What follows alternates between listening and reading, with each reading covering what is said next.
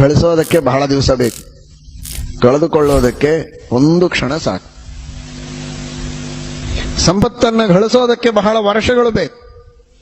ಎಷ್ಟೋ ವರ್ಷಗಳವರೆಗೆ ದುಡಿದು ಕಷ್ಟಪಟ್ಟು ಹಣ ಗಳಿಸಿ ಇಷ್ಟು ಬಂಗಾರ ಮಾಡಿಟ್ಟು ಕೂಡಿಟ್ಟು ಅನೇಕ ಆಭರಣಗಳನ್ನು, ಅನೇಕ ಪಾತ್ರೆಗಳನ್ನೆಲ್ಲ ಮಾಡಿಸಿ ಮನೆಯೊಳಗೆ ಇಟ್ಟಿದ್ದಾರೆ. ಮನೆ ಬಿಟ್ಟು ಊರಿಗೆ ಹೋಗುವ ಸಂದರ್ಭ ಬಂದಾಗ ಬಾಗಿಲ ತೆಗೆದಿಟ್ಟು ಹೋದರೆ ಕಳತನ ಆಗ್ಲಿಕ್ಕೆ ಎಷ್ಟೊತ್ತು ಬೇಕು? ಗಡಿಬಿಡಿ ಮಾಡಬೇಡ, ಪಾಪ 60-70 ವರ್ಷದವರೆಗೆ ಕಷ್ಟಪಟ್ಟು ಗಳಿಸಾನೆ, ನಾವು ಹಾಗೆ ಸ್ವಲ್ಪ ಕಳತನ ಮಾಡೋಣ ಅಂತ ಅವರು ದಿವಸ ಒಂದಿಷ್ಟು ಒಯ್ತಾರೇನು? ಅವನು 60 ವರ್ಷ ಗಳಿಸಾನೆ ಅಂದ್ರೆ ನಾವು 60 ವರ್ಷ ಕಳತನ ಮಾಡಬೇಕು ಅಂತ? ಒಂದು ಕ್ಷಣ ಸಾಕು ಕಳತನಕ್ಕೆ. ಗಳಿಸುವುದಕ್ಕೆ ಬೇಕಾದದ್ದು ಎಷ್ಟೋ ವರ್ಷಗಳು, ಬಹಳ ಪರಿಶ್ರಮ, ಸಮಯವೂ ಬೇಕು, ಶ್ರಮವೂ ಬೇಕು. ಆದರೆ ಕಳೆದುಕೊಳ್ಳೋದಕ್ಕೆ ಏನಿಲ್ಲ, ಒಂದು ಕ್ಷಣ ಸಾಕು. ಶ್ರಮ ಇಲ್ಲದೆ ಕಳತನ ಮಾಡ್ಕೊಂಡು ಹೋಗ್ತಾರೆ. ಹಾಗಿದೆ, ನಾವು ಪುಣ್ಯವನ್ನು ಗಳಿಸಬೇಕು ಅಂದ್ರೆ ಬಹಳ ಕಷ್ಟ, ಬಹಳ ಹೊತ್ತು ಬೇಕು, ಬಹಳ ಪರಿಶ್ರಮ ಇದೆ. ಬೌದ್ಧಿಕವಾಗಿಯೂ ಶ್ರಮ ಇದೆ, ದೈಹಿಕವಾಗಿಯೂ ಶ್ರಮ ಇದೆ. ಭಕ್ತಿಯಿಂದ ಮಾಡಬೇಕು, ಅನುಸಂಧಾನದಿಂದ ಮಾಡಬೇಕು. ಇಷ್ಟೆಲ್ಲ ಕಷ್ಟಪಟ್ಟು ಪುಣ್ಯವನ್ನು ಗಳಿಸಿರ್ತೇವೆ.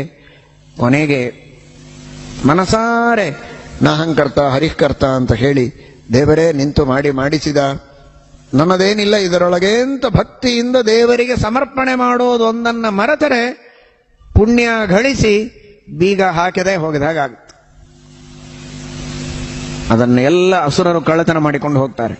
ಪುಣ್ಯ ಕಳ್ಳತನ ಮಾಡೋ ಅಂತಹ ಕಳ್ಳರು ಇನ್ನೂ ಹುಟ್ಟಿಲ್ಲ, ಮಾನವರು. ಆದರೆ ಪುಣ್ಯವನ್ನು ಕಳ್ಳತನ ಮಾಡುವಂತಹ ರಾಕ್ಷಸರಿದ್ದಾರೆ, ಅಸುರರಿದ್ದಾರೆ.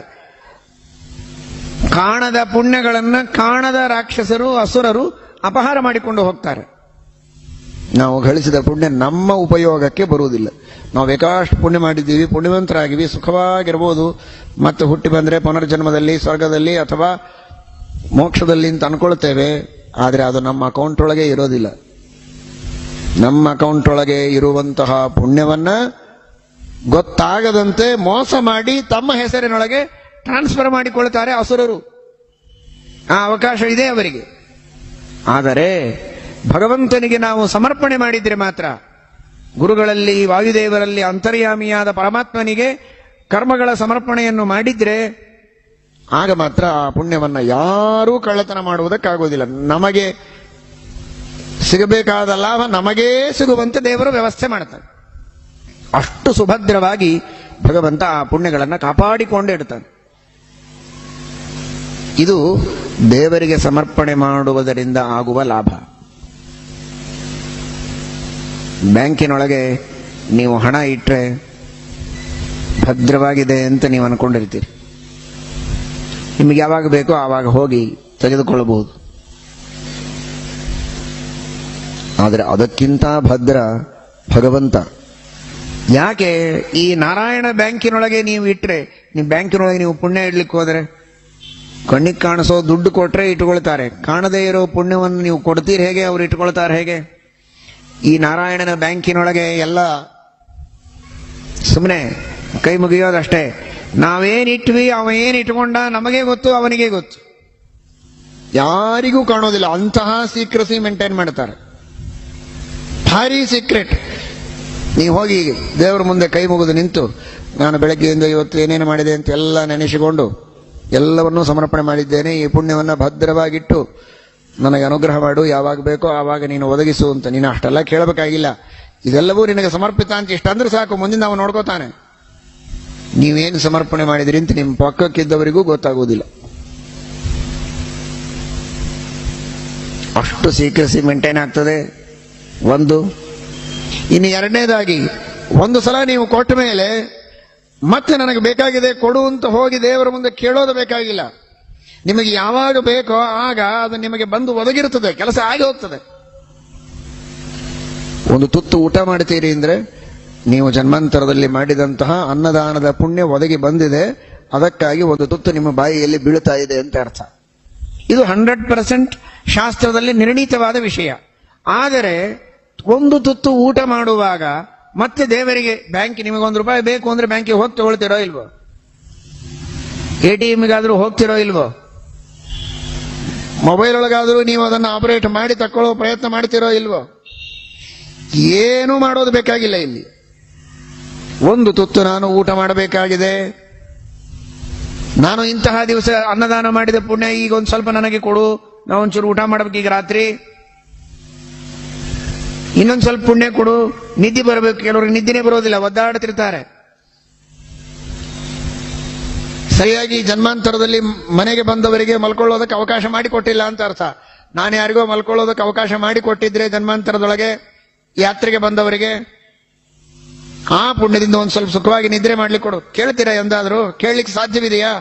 ಒಂದೋ ಎರಡೋ ಕೇಳಬಹುದು. ಕುಳಿತರೆ ನಿಂತರೆ ಪುಣ್ಯ ಬೇಕು. ಗಾಳಿ ಇದೆ ಈಗ ನಿಮಗೆ, ಶ್ವಾಸೋಚ್ಛ್ವಾಸ ಮಾಡ್ತಾ ಇದ್ದೀರಿ ಅಂದ್ರೆ ಪುಣ್ಯ ಬೇಕು.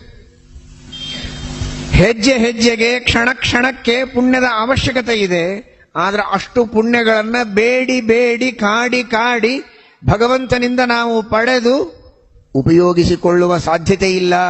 ಆ ತಿಳುವಳಿಕೆಯೂ ನಮಗಿಲ್ಲ, ಆ ಶಕ್ತಿಯೂ ಇಲ್ಲ. ಆಗದೇ ಇರೋ ಮಾತು. ಆದರೆ ಕ್ಷಣ ಬಿಡದಂತೆ ನಮ್ಮ ಶ್ವಾಸೋಚ್ಛ್ವಾಸಗಳಿಗೆ ಬೇಕಾದ ಪುಣ್ಯ, ನಮ್ಮ ರಕ್ತ ಚಲನೆಗೆ ಬೇಕಾದ ಪುಣ್ಯ, ನನ್ನ ಬದುಕಿಗೆ ಬೇಕಾದ ಪುಣ್ಯ, ನನ್ನ ತುತ್ತಿಗೆ ಬೇಕಾದ ಪುಣ್ಯ, ನನ್ನ ನಿದ್ರೆಗೆ, ನನ್ನ ವ್ಯವಹಾರಕ್ಕೆ, ನನ್ನ ಮಾನ್ಯತೆಗೆ, ಗೌರವಕ್ಕೆ, 4 ಜನರು ನೀಡುವ ಮನ್ನಣೆಗೆ ಏನೆಲ್ಲ ಪುಣ್ಯಗಳು ಬೇಕೋ ಪ್ರತಿ ಕ್ಷಣಕ್ಕೆ ನನ್ನ ಅಕೌಂಟಿಗೆ ಬರ್ತಾ ಇರುತ್ತೆ. ಅದರಿಂದ ಆಗುವ ಕೆಲಸ ನನಗೆ ಸಿಗ್ತಾ ಇದೆ. ಅದು ರಿಯಲೈಸ್ ಆಗಿ ಬರುತ್ತೆ, ಸುಮ್ಮನೆ ಬರೋದಿಲ್ಲ. ಪುಣ್ಯ ಕೊಟ್ಟಿದ್ದೀನಿ, ಮುಂದಿನ ನೀನು ನೋಡ್ಕೋ ಅಲ್ಲ. ಆ ಪುಣ್ಯದ ಫಲ ಏನು ಬೇಕೋ ಅದೇ ನನಗೆ ಸಿಗತ್ತೆ. ಅಂದ್ರೆ ದೇವರ ಹೆಸರಿನಲ್ಲಿ ಅವನ ನಾರಾಯಣ ಬ್ಯಾಂಕಿನೊಳಗೆ ನಾವು ಪುಣ್ಯ ಇಟ್ಟಾಗ ನಮಗೆ ಪುಣ್ಯ ತಿರುಗಿ ಬರೋದಿಲ್ಲ, ನಾವಿಟ್ಟಿರೋದು ಪುಣ್ಯ. ಈ ರೀತಿ ದೇವರಿಗೆ ನಾವು ಸಮರ್ಪಣೆ ಮಾಡಿದರೆ ನಮಗಾಗುವ ಲಾಭ.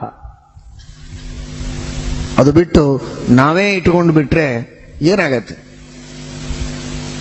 3 ತಾಸು ಪರೀಕ್ಷೆಯೊಳಗೆ ಚೆನ್ನಾಗಿ ಎಲ್ಲ ಪ್ರಶ್ನೆಗಳಿಗೆ ಉತ್ತರ ಬರೆದು ಆಮೇಲೆ ಯಾಕೋ ನನಗೆ ರಿಸಲ್ಟ್ ಬಂದೇ ಇಲ್ಲ ಅಂತ ಕಂಪ್ಲೇಂಟ್ ಕೊಟ್ರೆ ಏನ್ ನಿಂದು ನಂಬರ್ ಏನು, ನಿನ್ ಪೇಪರ್ಸ್ ಎಲ್ಲಿದೆ ನೋಡು. ಪೇಪರ್ಸ್ ಇರಲೇ ಇಲ್ಲ ಅಲ್ಲಿ. ನಿನ್ ಪೇಪರ್ಸ್ ಇಲ್ಲದಿದ್ರೆ ನಾವು ರಿಸಲ್ಟ್ ಹೇಗೆ ಕೊಡಬೇಕಪ್ಪ ಅಂದ್ರು. ನಮ್ಮ ಅವ್ವ ಅಪ್ಪಗೆ ತೋರಿಸ್ಬೇಕು, ನಾ ಮನೆಗೆ ತಂದು ಇಟ್ಟಿದ್ದೆ, ನಾವೇನ್ ಮಾಡೋಣ ಅಂದ್ರು ಅವರು. ಬುದ್ಧಿವಂತ, ಚೆನ್ನಾಗಿ ಉತ್ತರ ಬರೆದಿದ್ದಾನೆ, ಎಲ್ಲಾ ಪ್ರಶ್ನೆಗಳಿಗೂ ಉತ್ತರ ಬರೆದಿದ್ದಾನೆ, ಬರೆಯೋದು ಬರೆದು ಎಕ್ಸ್ಟ್ರಾನು ಬೇಕಾದಷ್ಟು ವಿಷಯಗಳನ್ನು ಬರೆದಿದ್ದಾನೆ. ಅದನ್ನೇನಾದ್ರೂ ಕೊಟ್ಟಿದ್ರೆ ಫಸ್ಟ್ ರ್ಯಾಂಕ್ ಬರ್ತಿದ್ದ ಅವನು. ಆದ್ರೆ ಮಹಾನುಭಾವ ಅಲ್ಲಿ ಕೊಟ್ಟೇ ಇಲ್ಲ, ಮನೆಗೆ ತಗೊಂಡ್ಬಂದಿದ್ದಾರೆ ಪೇಪರ್ಸ್ ಎಲ್ಲ. ನಮ್ಮ ಹಣೆ ಬರಹ ಹಾಗಾಗ್ತದೆ. ಮಾಡೋ ಕರ್ಮಗಳನ್ನೆಲ್ಲ ಮಾಡಿ ದೇವರಿಗೆ ಸಮರ್ಪಣೆ ಮಾಡದೆ ಅದನ್ನ ನಾನು ನನ್ನದು ಅಂತ ನಮ್ಮ ಹತ್ರನೇ ಇಟ್ಕೊಂಡ್ರೆ, ಅಹಂಕಾರ ಪಡೋದು ಅಂದ್ರೆ ನಮ್ಮ ಹತ್ರ ಇಟ್ಕೊಂಡ ಹಾಗೆ, ಫಲ ಹೇಗೆ ಸಿಗಬೇಕು ಅದಕ್ಕೆ? ಹಾಗಾದರೆ ಫಲ ಸಿಗಬೇಕು ಅಂತಾದರೆ ಕಾಯೇನ ವಾಚ ಮನಸ ಇಂದ್ರಿಯ ಇರುವ ಬುದ್ಧ್ಯಾತ್ಮನಾವ ಅನುಸೃತ ಸ್ವಭಾವಂ ಕರೋತಿ ಯದ್ಯತ್ ಸಕಲಂ ಪರಸ್ಮೈ ನಾರಾಯಣಾಯೇತಿ ಸಮರ್ಪಯೇತ್ತತ್. ಸಮರ್ಪಣೆ ಮಾಡಲೇಬೇಕು. ಆ ಕರ್ಮ ಸುಭದ್ರವಾಗಿರುತ್ತೆ. ಬ್ಯಾಂಕು ಈ ಜನ್ಮಕ್ಕೆ ಮಾತ್ರ ಕೊಡ್ತದೆ. ಹೋಗ್ರಿ ಒಂದು ಬ್ಯಾಂಕಿಗೆ ಹೇಳ್ರಿ, ಹೋದ ಜನ್ಮದೊಳಗೆ ಇದೇ ಬ್ಯಾಂಕ್ ಒಳಗೆ ಒಂದು 20 ಕೋಟಿ ಇಟ್ಟಿದ್ದೆ ಕೊಡ್ರಿ ಅಂತ ಹೇಳಿದ್ರೆ ಅಟೆಂಡರ್ ಕಡೆಯಿಂದ ಒಂದು ಕೋಲ್ ತೋರಿಸಿ ಒಂದು 4 ಬೆನ್ ಮೇಲೆ ಬಾರಿಸಿ ಕಳಿಸ್ತಾರಷ್ಟೇ. ಏನು ಹೋದ ಜನ್ಮ ಮಾತಾಡ್ತಿ, ಹೋಗಾಚೆ ಅಂತಾರೆ. ಯಾರು ಕೇಳೋದಿಲ್ಲ. ಆದ್ರೆ ಇಲ್ಲಿ ಹಾಗಲ್ಲ. 1 ಜನ್ಮ ಅಲ್ಲ, 2 ಜನ್ಮ ಅಲ್ಲ, 3 ಅಲ್ಲ, 4 ಅಲ್ಲ, 7 ಅಲ್ಲ, 10 ಅಲ್ಲ, 100 ಅಲ್ಲ, 1000 ಅಲ್ಲ. ಅನಾದಿ ಕಾಲದಿಂದ ಮಾಡಿದಂತಹ ಕರ್ಮಗಳು ಫಲ ಸಿಗೋವರೆಗೆ ಸುಭದ್ರವಾಗಿ ದೇವರ ಬ್ಯಾಂಕಿನೊಳಗಿರುತ್ತೆ. ಫಲ ಕೊಟ್ಟೇ ಹೋಗೋದು, ಫಲ ಕೊಡದೆ ಹೋಗೋದಿಲ್ಲ. ಬೇಡ ಈ ಕರ್ಮಗಳ ಫಲ ನನಗೆ, ನಾನು ಮೋಕ್ಷಕ್ಕೆ ಹೋಗಬೇಕು ಅಂತಂದ್ರೆ ನೀವು ಬೇಡ ಅಂದ್ರೆ ಬಿಡಿ ಅಂತಾನೆ. ಆದರೆ ಅವ್ಯವಸ್ಥೆ ಆಯಿತು, ನಿನ್ನ ಹೆಸರೊಳಗಿದ್ದದ್ದು ಎಲ್ಲಿಯೂ ಹೋಯ್ತು, ಕಳೆದು ಹೋಯ್ತು, ಇನ್ಯಾರೋ ಕದ್ಕೊಂಡು ಹೋದ್ರು, ಅದೆಲ್ಲ ಆಗೋದಿಲ್ಲ. ನೀನೇ ಬೇಡ ಅಂದ್ರೆ ಇನ್ನೊಬ್ರಿಗೆ ಕೊಡ್ಬೋದು. ಈ ವ್ಯವಸ್ಥೆಯನ್ನ ದೇವರ ಬ್ಯಾಂಕಿನೊಳಗೆ ನಾವು ಕಾಣಬಹುದು ಅನ್ನೋದಕ್ಕೆ ದೇವರಿಗೆ ಸಮರ್ಪಣೆ ಮಾಡಿ. ನಾವು ಸಮರ್ಪಣೆ ಮಾಡದೇ ಇದ್ರೆ ಕಳ್ಳರಾಗ್ತೇವೆ, ಕೃತಜ್ಞರಾಗ್ತೇವೆ. ಆ ಕಳ್ಳತನದ ಪಾಪಕ್ಕೆ ಈ ಸಂಸಾರದ ಬಂಧನದಲ್ಲಿಯೇ ಕೊಳೆಯಬೇಕಾಗತ್ತೆ ಎನ್ನುವುದು ಒಂದಾದರೆ, ಸಮರ್ಪಣೆ ಮಾಡೋದರಿಂದ ಸಂಸಾರದಿಂದ ಮೋಚನೆಯಾಗತ್ತೆ. ಇಹಲೋಕದಲ್ಲಿಯೂ ನಮಗೆ ಲಾಭ ಇದೆ. ನಾವು ಮಾಡಿದಂತಹ ಪುಣ್ಯ ಕಾಲ ಕಾಲಕ್ಕೆ ನಮಗೆ ಒದಗಿಸುವ ವ್ಯವಸ್ಥೆಯನ್ನ ಮಾಡೋದು ದೇವರು. ಅವನನ್ನು ಬಿಟ್ಟರೆ ಇನ್ನೊಬ್ಬರು ಮಾಡೋರು ಇಲ್ಲ. ಆದ್ರೆ ಅವನಿಗೆ ನಾವು ಒಪ್ಸೋದಿಲ್ಲ ಅಂದ್ರೆ ಅದಕ್ಕಿಂತ ದಡ್ಡತನ ಇನ್ನೇನು? ಅದಕ್ಕಾಗಿ ಭಗವಂತನಿಗೆ ಸಮರ್ಪಣೆ ಮಾಡಬೇಕು. ಆ ಪರಮಾತ್ಮ ವಾಯುದೇವರ ದ್ವಾರ ನಮಗೆ ಆ ಫಲಗಳನ್ನು ಕೊಡಿಸ್ತಾನೆ.